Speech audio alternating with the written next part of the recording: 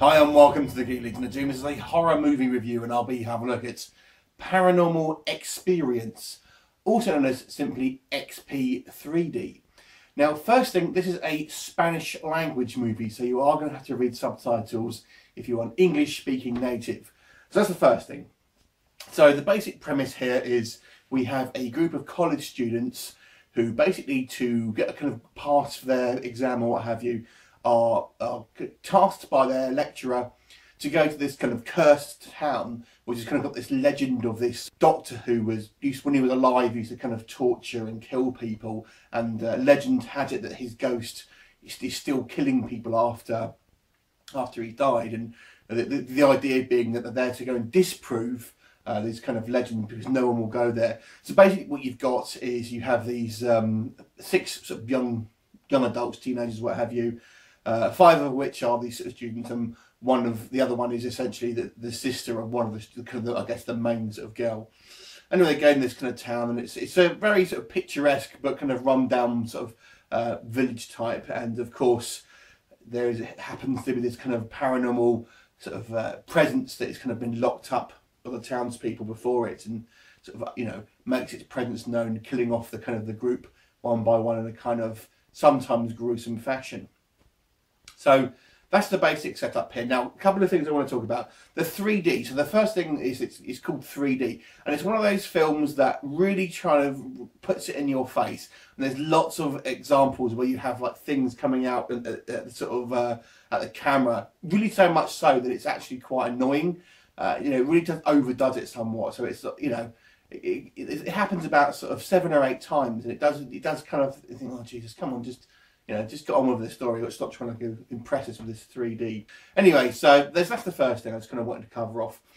Now, this is actually a relatively competently made movie, but it is so dumb.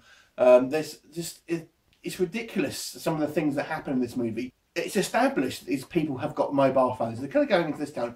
No one phones for help once, or even attempts. We don't even have that, oh, we haven't got any signal line.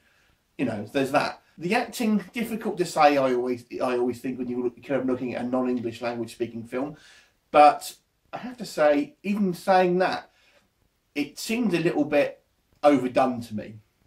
So I can't say that they're of complete authority, because obviously I don't speak Spanish. But sometimes the kind of the delivery and the kind of expressions that these sort of actors are giving, it seems that they're a little bit kind of overacting somewhat. And I believe the actors are, whilst they're all very attractive, are pretty much like soap actors in Spain. There's also some dumb plot points. I mean, one of the things that happens is this computer program which suddenly makes this girl sort of more receptive to sort of psychic phenomena, and you have this kind of like, again, like these 3D sort of images that are coming out the screen. And it's just really stupid because instantly she's kind of able to pick up on sort of ghosts and stuff like that. So the way the characters act as well, they kind of don't seem rational, things like that. So, you know, it's a very dumb movie, and it's kind of, you have the sort of the cliche characters. You've got the bitchy girl, you've got the kind of the geeky guy, that sort of thing. The actual bad guy himself, kind of one other thing. This movie it's obviously made by Sony Pictures, and my God, there is so much Sony product placement. It's like, I'll just go on my phone, it's a Sony, you know, stuff like that. It's ridiculous the amount of, check out the guys looking at his Vio, and they make sure to have the Vio logo and stuff like that. There's so much Sony product placement. Anyway, the bad guy, I was expecting him to have like a Sony like patches on his on his costume and stuff like that, like he was a race driver. The bad guy, anyway. So he's this kind of doctor who looks a little bit like the Phantom of the Opera. He's kind of got this sort of mask, half mask covering his face. He comes across as a little bit goofy, I have to say. Not a particularly scary villain. There's a kind of a twist on what he's actually doing there, which I kind of won't spoil for you. But he looks kind of goofy. I don't particularly like the design. He doesn't look really creepy enough to me. Now, on a positive side, like I said, this on a technical level is well made. It's kind of well shot. The locations, I mean, it's kind of nice to have like a sunny location on these kind of horror films, because most of the time it's obviously at night and stuff, and there's a couple of scenes in the night, but for the most part it's actually sort of sun drenched, so it kind of makes for a sort of a different experience, so to speak. But you know, there are some, and gore, there's kind of one pretty decent gore shot, but the rest of it, a lot of the time they sort of cut away. There's also a couple of scenes in these sort of salt mines, and so that's, again, it's a really nice locale for kind of doing this. It's not something you're going to see very often.